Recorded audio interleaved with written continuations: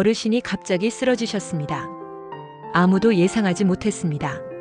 단지 며칠 전부터 몸이 좀 나른하고 입맛이 없고 자꾸 어지럽다는 말씀을 하셨을 뿐이죠. 가족들은 날이 더워서 그렇겠지, 요즘 잠을 설쳐서 그런가 보다라고 생각했습니다. 하지만 병원에 도착했을 땐 이미 탈수와 전해질 이상, 심장 기능까지 무너진 상태였습니다. 이게 단순한 예외일까요? 아닙니다. 여름철 병원 응급실을 찾는 어르신들 가운데 상당수는 이렇게 사소한 증상을 무심코 넘기다 위기를 맞습니다. 갈증도 피로도 식욕 저하도 단순한 더위 때문이 아니라 우리 몸이 보내는 분명한 경고일 수 있습니다. 그리고 그것을 놓치는 순간 단순히 지친 하루가 아니라 생명을 위협하는 상황으로 이어질 수 있습니다. 오늘은 치명적이지만 흔히 무시되는 여름 질병 3가지를 이야기하려 합니다. 겉으로 보기엔 평범한 증상처럼 보이지만 대응이 늦어지면 위험해질 수 있는 병들입니다. 가볍게 여겼다가 병원 신세를 지게 되는 그 순간을 오늘 이 영상으로 꼭 막으시길 바랍니다. 첫 번째는 열탈진입니다. 여름철 낮 시간대에 외출하거나 뜨거운 부엌에서 오래 일하고 나면 어지럽고 피곤해지는 경우가 있죠. 대부분은 그냥 더워서 그런가 보다라고 생각하며 물 한 잔 마시고 넘어가곤 합니다.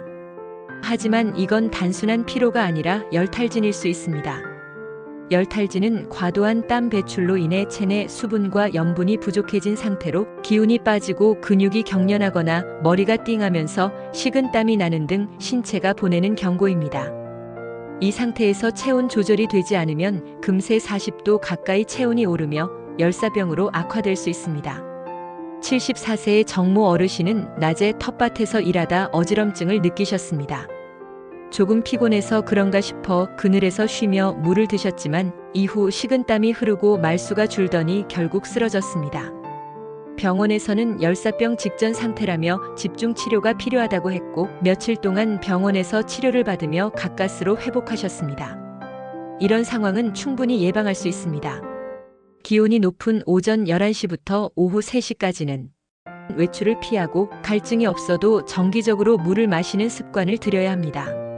특히 땀을 많이 흘리는 날에는 보리차나 미지근한 물을 천천히 나눠 마시는 것이 좋습니다. 외출 시에는 반드시 모자나 양산을 챙기고 집 안에서는 찬 바람이 몸에 직접 닿지 않도록 주의하며 냉방을 적절히 활용해야 합니다. 두 번째는 탈수와 전해질 불균형입니다. 어르신들 중엔 물을 많이 마시면 화장실을 자주 가게 되니까 귀찮다며 일부러 물을 덜 마시는 경우도 있습니다. 하지만 나이가 들수록 갈증을 느끼는 감각 자체가 둔해져 몸속은 이미 마르고 있는데도 본인은 이를 전혀 인지하지 못하는 경우가 많습니다. 게다가 땀을 통해 나트륨이나 칼륨 같은 전해질이 함께 빠져나가기 때문에 단순한 수분 부족을 넘어 전해질 불균형으로 인한 위험에 노출될 수 있습니다. 전해질은 몸의 수분을 조절하고 심장 박동과 근육 기능, 신경 신호 전달에 꼭 필요한 성분입니다. 이 균형이 무너지면 단순한 피로감을 넘어 어지럼증, 혼란, 의식 저하, 심하면 심장 기능 이상까지 발생할 수 있습니다. 79세의 이모 어르신은 평소 혈압약을 드시고 계셨는데 더운 날에도 물을 거의 마시지 않으셨습니다. 그러던 어느 날 갑자기 어지럼증을 느끼고 쓰러졌고 병원에서는 중증 저나트륨 혈증 진단을 받았습니다. 전해질이 급격히 떨어져 생긴 일이었습니다. 예방을 위해서는 하루 6잔에서 8잔 정도의 물을 나눠 마시는 습관을 가지는 것이 중요합니다. 땀을 많이 흘린 날에는 보리차나 미소 된장국처럼 염분을 보충할 수 있는 간단한 음식도 도움이 됩니다. 단, 이온 음료는 당분이 많을 수 있어 당뇨나 고혈압이 있다면 주의해야 합니다. 소변색이 진해지거나 두통, 무기력감이 느껴진다면 이미 탈수가 시작된 것이므로 즉시 수분을 보충해야 합니다. 세 번째는 냉방병입니다. 에어컨을 켜놓은 시원한 방에 하루 종일 있다 보면 몸이 으슬으슬 떨리고 식욕이 떨어지거나 배가 더부룩하고 관절이 쑤신 느낌이 들기도 하죠. 이런 증상들을 그냥 감기 걸렸나? 하고 넘기시는 경우가 많습니다. 하지만 여름철 냉방병은 단순한 감기가 아니라 자율신경계의 균형이 무너지며 면역력이 떨어지고 더 큰 병으로 이어질 수 있는 시작점입니다. 실제로 냉방병을 방치할 경우 폐렴, 기관지염, 대상포진, 심지어 우울감까지 유발될 수 있습니다. 73세의 박모 어르신은 더운 것이 싫어 에어컨을 하루 종일 틀고 지내셨습니다. 며칠 뒤 기침과 콧물이 시작됐지만 그냥 감기려니 하고 참고 지내다 결국 병원에서 폐렴 진단을 받고 입원 치료를 받으셨습니다. 처음엔 단순한 냉방병 증상이었지만 면역력 저하가 큰 병으로 이어졌던 겁니다.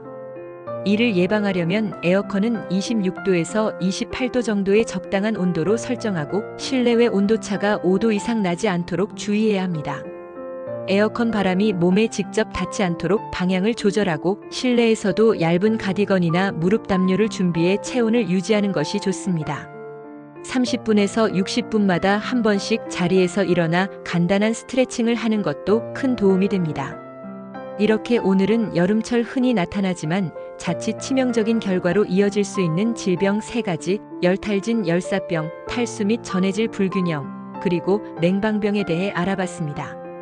이 3가지의 공통점은 바로 초기 증상이 흔하고 평범하다는 점입니다. 그렇기 때문에 더더욱 놓치기 쉽고 방심하기 쉽습니다. 하지만 무심코 지나친 피로감, 어지럼증, 식욕 저하는 단순한 더위 때문이 아니라 몸이 보내는 중요한 경고 신호일 수 있습니다.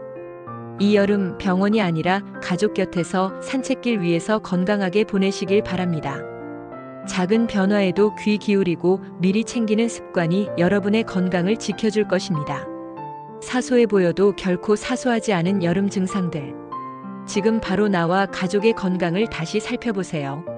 이 영상이 도움이 되셨다면 좋아요와 구독, 그리고 알림 설정도 함께 해주세요. 어르신들의 건강을 함께 지키는 채널, 여기는 실버 헬스톡톡입니다.